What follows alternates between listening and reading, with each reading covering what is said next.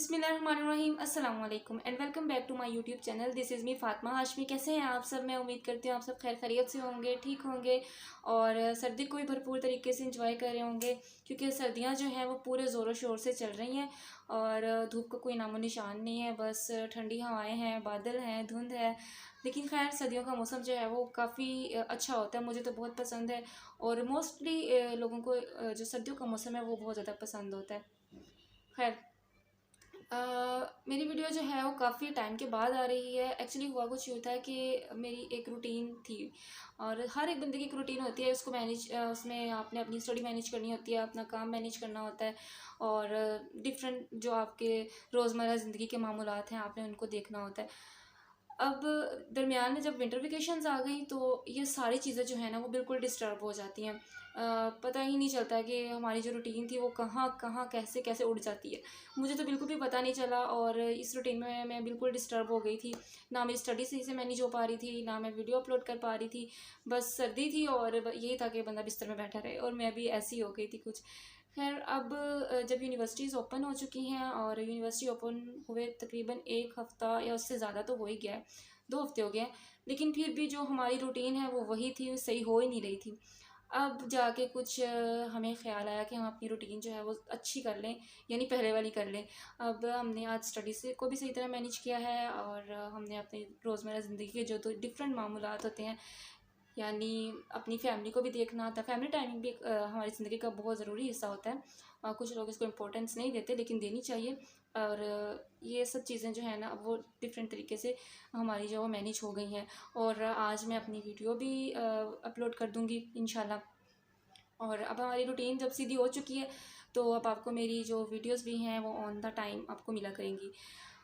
तो जो मेरे सब्सक्राइबर्स हैं उनको तो मैंने वेलकम कर दिया और जो मेरे सब्सक्राइबर्स नहीं हैं और जो पहली दफ़ा वीडियो देख रहे हैं, मुझे पता है वो अभी तक वैसे ही वीडियो देख रहे होंगे, उन्होंने बिल्कुल भी सब्सक्राइब नहीं किया होगा। तो सबसे पहले आपको वेलकम बैक और नाम तो मैं बता ही चुकी हूँ और फिर भी मैं बता देती हूँ, मैं हूँ फातिमा हाशमी और मैं आपको गाइड करती हूँ मेडिकल फील्ड्स के बारे में, क्योंकि बेसिकली मैं भी मेडिकल फील्ड से ही बिलोंग करती हूँ। और अब मैं आपको बताती हूँ कि आपने मेरे चैनल को सब्सक्राइब कैसे करना है, क्योंकि आपने अभी तक नहीं किया तो मुझे आपको बताना पड़ेगा। चले मैं आपको अपने साथ लेके चलती हूँ और हम पहले जो है ना चैनल को सब्सक्राइब करते हैं। चले मेरे साथ, ये यहाँ पर नीचे यहाँ पर है एक सब्सक्राइब बटन, आपने उसको प्रेस कर देना है। साथ ही बेल आइकन को भी प्रेस कर देना है ताकि आपको मेरी आने वाली जो नई वीडियोज़ हैं वो मिल सकें और आप जो है उससे भरपूर फ़ायदा उठा सकें। खैर सब्सक्राइब वाला मामला यहाँ पर हम उसको अख्ताम पज़ीर करते हैं और अपनी वीडियो स्टार्ट करते हैं कि आज हम किस टॉपिक पर बात करने वाले हैं। लेकिन उससे पहले मैं आपको एक और बात क्लियर कर दूँ कि लास्ट वीडियो जो मैंने BS कार्डिक परफ्यूम पर बनाई थी उस पर मुझे ना काफ़ी कमेंट्स आए थे कि इसके लिए कोई एंटी टेस्ट रिक्वायर है या नहीं। तो मैं आपको यहाँ पर एक बात क्लियर कर दूँ कि अलाइड हेल्थ साइंसेस के जितने भी प्रोग्राम है ना, लाइक उनमें BS MLT आ जाता है, MIT आ जाता है, OTT कार्डियक एनेस्थीसिया और इस तरह के और भी प्रोग्राम्स हैं, उनके लिए कोई भी एंटी टेस्ट रिक्वायर्ड नहीं होता। ये यूनिवर्सिटी पर डिपेंड करता है कि वो अपना एंटी टेस्ट रिक्वायर करती है या नहीं। अगर मैं बात करूँ किंग एडवर्ड मेडिकल यूनिवर्सिटी की, तो वो MD-CAT रिक्वायर करती है, उसमें MD-CAT के मार्क्स होना ज़रूरी होते हैं। वो एट 45% आई थिंक उसमें MD-CAT के मार्क्स होते हैं, लेकिन बाकी कोई भी यूनिवर्सिटी जो है वो उसके लिए एंटी टेस्ट की ज़रूरत नहीं होती है। और अगर मैं प्राइवेट में बात करती हूँ तो यूनिवर्सिटी ऑफ लाहौर है, ये भी अपना टेस्ट कंडक्ट करवाती है। वो ये यूनिवर्सिटी टू यूनिवर्सिटी डिपेंड करता है कि वो आपसे टेस्ट लेती हैं या नहीं लेती, अदरवाइज़ इसके लिए कोई एंटी टेस्ट रिक्वायर्ड नहीं होता है। और अब हम बात करते हैं अपने टॉपिक के बारे में। और तो आज की जो हमारी वीडियो है BS OTT के बारे में। BS OTT क्या है, इसका स्कोप क्या है, वर्क क्या है, मेरिट क्या है, एलिजिबिलिटी क्राइटेरिया क्या है और फीस स्ट्रक्चर क्या है, सैलरी पैकेजेस क्या है, जॉब अपॉर्चुनिटीज़ क्या क्या हैं और इसके अलावा कौन सी यूनिवर्सिटीज़ हैं जो ये प्रोग्राम ऑफर कर रही हैं। तो ये सब आज हम इस वीडियो में डिटेल में डिस्कस करने वाले हैं। सबसे पहले मैं आपको बताती हूँ कि BS OTT क्या है, एब्रिविएशन किस चीज़ का है। इसको बेसिकली हम कहते हैं ऑपरेशन थिएटर टेक्नोलॉजिस्ट। सबसे पहले हम इनके वर्क की बात कर लेते हैं कि ऑपरेशन थिएटर टेक्नोलॉजिस्ट का वर्क क्या होता है। बेसिकली इनका वर्क ये होता है, अच्छा मैं ना अब आपको एक एग्जांपल दे के समझाती हूँ ताकि आपके जो कॉन्सेप्ट्स हैं वो कम्प्लीटली क्लियर हो जाए।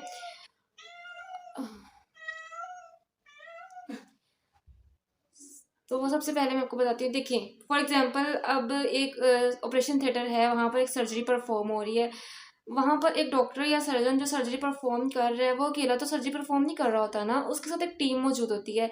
उस टीम में एनेस्थीसियोलॉजिस्ट भी होते हैं, जिनका काम ये होता है कि जो पेशेंट है उसको ऑपरेशन के दौरान और ऑपरेशन के बाद एक ख़ास वक्त तक बेहोश रखना होता है। उसके अलावा वहाँ पर नर्सेज भी मौजूद होती हैं, जो डॉक्टर्स की हेल्प करती हैं डिफरेंट तरीके से। और उसके साथ साथ ओटी टेक्नोलॉजिस्ट का भी एक अमला मौजूद होता है। ऑडियो टेक्नोलॉजिस्ट का बेसिकली काम ये क्या होता है कि जब सर्जरी परफॉर्म हो रही है, पहले तो उनको इस बारे में इंफॉर्मेशन होनी चाहिए कि सर्जरी किस टाइप की परफॉर्म हो रही है। अगर हार्ट सर्जरी परफॉर्म हो रही है तो उसमें डिफरेंट मेडिसिन यूज़ की जाती हैं, डिफरेंट टूल्स यूज़ की जाती हैं। इस तरह अगर कोई और सर्जरी परफॉर्म हो रही है, किडनी की हो रही है, लीवर की हो रही है, तो उसके लिए डिफरेंट मेडिसिन यूज़ की जाती हैं, डिफरेंट टूल्स यूज़ किए जाते हैं। तो बेसिकली इन टूल्स को और इन मेडिसिन की फ्राहमी को यकीनी बनाना और ऑपरेशन थिएटर से पहले और ऑपरेशन थिएटर के बाद उसको मेंटेन करना, ये ऑडियो टेक्नोलॉजिस्ट का काम होता है। जो टूल्स होते हैं उनको सैनिटाइज करना, उनकी सेटिंग करना, उनको डॉक्टर तक पहुंचाने में मदद करना, ये ऑपरेशन थिएटर टेक्नोलॉजिस्ट का काम होता है।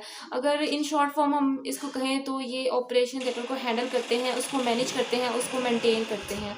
ठीक हो गया। होप सो कि आपको इनका काम जो है वो समझ में आ गया होगा। अब हम बात करते हैं कि इसका एलिजिबिलिटी क्राइटेरिया क्या है। इसका एलिजिबिलिटी क्राइटेरिया ये है कि आपके पास एटलीस्ट 50% मार्क्स एफएससी में होने चाहिए, और अगर आपके मार्क्स 50% से कम हुए तो इसमें आपका एडमिशन नहीं होगा, और अगर ज़्यादा हुए तो ऑब्वियस बात है हो जाएगा।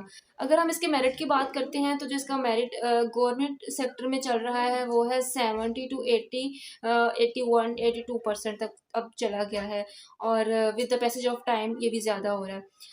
और अगर हम प्राइवेट में बात करते हैं तो प्राइवेट में जो इनका मेरिट है वो आपके एटलीस्ट 50% मार्क्स होने चाहिए, 50 to 70, ये प्राइवेट का जो है वो मेरिट मैं आपको बता रही हूँ। अब अगर हम बात करते हैं इनके फीस स्ट्रक्चर की, तो जो गवर्नमेंट सेक्टर में इनका फीस स्ट्रक्चर है वो आपका 3 to 4 lakhs या 5 lakhs अप्रोक्सीमेटली आपका 4 years का आ जाता है। लेकिन यही अगर हम इसका प्राइवेट में देखते हैं तो ऑब्वियसली फीसेस बढ़ जाती हैं, 2 गुना ज़्यादा हो जाती हैं, तो ये आपका 6 to 7 to 8 lakh तक जो है वो चला जाता है। अब हम डिस्कस कर लेते हैं इनका सैलरी पैकेजेस, क्योंकि जब भी कोई बच्चा एक फील्ड को चूज़ करता है तो वो सबसे पहले इस चीज़ को देखता है कि हमारा सैलरी पैकेज कैसा होगा, क्योंकि हम पाकिस्तान में रह रहे हैं और पाकिस्तान में रहते हुए हमें सबसे ज़्यादा ज़रूरत हमारी सैलरी इंक्रीज़ करने की ही होती है। अदर कंट्रीज़ में भी होती हैं लेकिन वहाँ पर ये हिसाब नहीं होता जो पाकिस्तान वाला है। अच्छा, तो सैलरी पैकेज अगर हम देखते हैं गवर्नमेंट सेक्टर में, तो आपको जब आप ओटी टेक्नोलॉजिस्ट बन जाते हैं या इसकी डिग्री आपके हाथ में आ जाती है तो आप इसमें 17 स्किल की जॉब हासिल कर लेते हैं गवर्नमेंट सेक्टर में। और जब 17 स्किल की जॉब होती है तो ऑब्वियस सी बात है कि आपकी जो सैलरी है वो 50+ से स्टार्ट होती है, और with your experience, with your skills, ये जो है ये इंक्रीज होती जाती है। यानी ये बेस्ड करते हैं totally your experience and your skills. जितनी अच्छी आपकी स्किल्स होंगी, जितना अच्छा आपका एक्सपीरियंस होगा, ये सब चीज़ें अच्छी होंगी तो आपकी पोस्ट अच्छी हो जाएगी, और इसके अलावा आपका सैलरी पैकेज जो है वो भी इंक्रीज़ हो जाएगा। और अगर हम प्राइवेट की बात करते हैं तो प्राइवेट में जो आपका सैलरी पैकेज है वो 30+ से स्टार्ट होता है, और यहाँ पर भी आपकी जो स्किल्स हैं और जो आपका एक्सपीरियंस है वही मैटर करता है। जैसे ये चीज़ें अच्छी होंगी और ये आपका एक्सपीरियंस अच्छा होगा, स्किल्स अच्छी होंगी, तो आपको जो है जॉब अच्छी मिलेगी, पोस्ट अच्छी मिलेगी, आपकी सैलरी अच्छी होगी। अब कुछ बच्चे यहाँ पर ये भी पूछते हैं कि हम एक्सपीरियंस कैसे बनाएं, यानी अब हम 4 साल की डिग्री करते हैं तो उसके लिए अगर हमें कहीं जॉब करनी है, गवर्नमेंट जॉब करनी है, तो उसके लिए आपके पास एटलीस्ट 3 to 4 years का एक्सपीरियंस तो होना चाहिए ना। तो वो कैसे बनाए, क्या हम 4 साल करके 3-4 साल एक्सपीरियंस में लगा दें? तो ऐसा बिल्कुल भी नहीं होता। ये आप पर डिपेंड करता है कि आप कैसे अपना एक्सपीरियंस जो है वो उसको हासिल करते हैं। आप के लिए सबसे जो बेस्ट ऑप्शन ये है कि ड्यूरिंग स्टडी ही आप इंटर्नशिप स्टार्ट कर दें। बेसिकली इंटर्नशिप ही आपका एक्सपीरियंस होता है। ये मेडिकल की जितनी भी फील्ड्स हैं ये थ्योरी से उतना नहीं इसका फ़र्क पड़ता जितना प्रैक्टिकल से पड़ता है। प्रैक्टिकल ही मैटर करता है, क्योंकि जब आप किसी चीज़ को अपने हाथों से करेंगे तो आपको आएगी ना, उसमें आपका एक्सपीरियंस होगा ना, आपकी स्किल्स अच्छी होंगी ना। तो आपने अपनी स्टडी के साथ ही इंटर्नशिप स्टार्ट कर देनी है। अगर आप थर्ड सेमेस्टर में हो चुके हैं या आप फोर्थ में हो चुके हैं, आप थर्ड से नहीं कर सकते, आप फोर्थ से स्टार्ट कर लें। आप फोर्थ से भी स्टार्ट करेंगे ना तो फिर भी आपके पास 2 साल 2.5 साल का एक्सपीरियंस आ जाएगा। आपके पास चांसेस होंगे कि आप डायरेक्ट डिग्री हासिल करने के बाद जो है वो गवर्नमेंट जॉब पे जा सकें। अगर आप डायरेक्ट नहीं भी जा सकते, लेकिन आपको प्राइवेट जॉब जो है वो एक अच्छी पोस्ट पे मिल जाएगी। ठीक हो गया। अब हम बात कर लेते हैं इनकी जॉब अपॉर्चुनिटीज़ के बारे में कि कौन कौन सी जॉब अपॉर्चुनिटीज़ हैं ओटी टेक्नोलॉजिस्ट बनने के बाद। जब आपके पास ये डिग्री आ जाएगी ना तो आपको जो जॉब मिलेगी, सबसे पहले आपके पास गवर्नमेंट एंड प्राइवेट हॉस्पिटल्स हैं, उनके अंदर ऑपरेशन थिएटर में ही आपको जॉब करना पड़ेगी। और उसके अलावा आपके पास मेडिकल सेंटर्स हैं जहाँ पर सर्जरी वगैरह परफॉर्म हो रही होती है, वहाँ पर आपको ये जो है जॉब कर सकते हैं। उसके अलावा आप लैब टेक्नोलॉजिस्ट के तौर पर भी लेबॉर्ट्री में जॉब कर सकते हैं।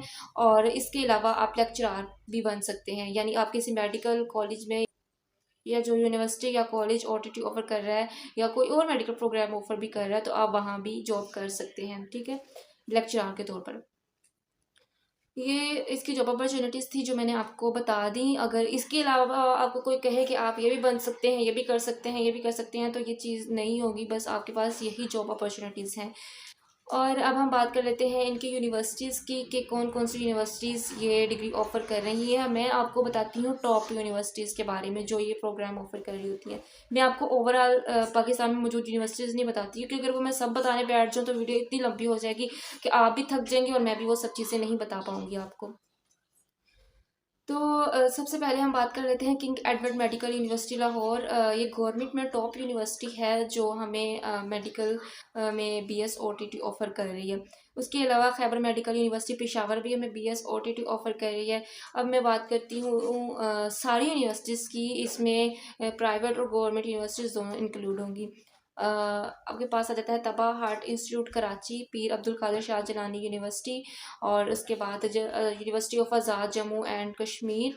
और इसके बाद आपके पास आ जाती है GC university Faisalabad, affiliation institute Lahore, और ये एफिलिएट है जीसी यूनिवर्सिटी फैसलाबाद से। Sheikh Zayed medical college, Rashid Latif Khan medical college, Shalamar medical college, superior university Lahore.